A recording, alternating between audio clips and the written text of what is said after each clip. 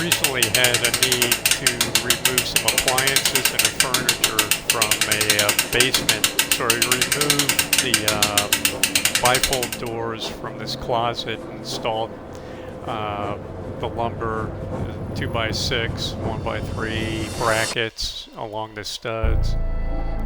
The winch is mounted forward and rear with some long through bolts.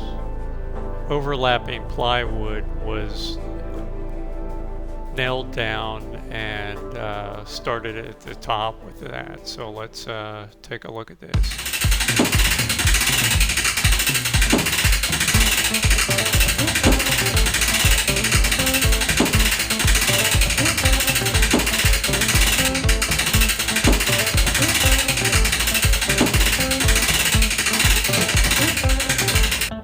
This method worked well with the appliances and the other bulky furniture that needed to come up from the basement.